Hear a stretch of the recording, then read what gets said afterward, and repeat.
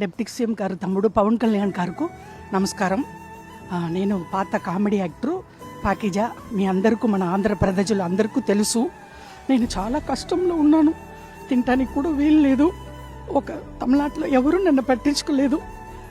తమ్ముడు గారు deputy CM గారు పవన్ కళ్యాణ్ గారికి నేను చెప్పాను. వెంటనే నాకు ఆర్థిక డబ్బులు 2 లక్షలు సహాయం చేశారు. నాకు చిన్న తమ్ముడు కాలు పట్టుకుంటాను. ఏలేల జన్మానికి తమ్ముడు డిప్యూటీ సీఎంకు మర్చిపోను. నేను అప్పుడే ఇంటర్వ్యూలో సుమన్ టీవీలో చెప్పాను, నెక్స్ట్ సీఎం తమ్ముడు గారు పవన్ కళ్యాణ్ గారు అన్నాను. తమ్ముడు గారికి చాలా పెద్ద గొప్ప మనసు. నేను తమిళనాడులో పుట్టి పెరిగి ఆల్రెడీ అన్నయ్య చిరంజీవి అన్నయ్య, నాగబాబు అన్నయ్య, మెగా పవర్ స్టార్ ఫ్యామిలీ, ఇప్పుడు వాళ్ళు ఫ్యామిలీతో నేను బతుకుతున్నాను.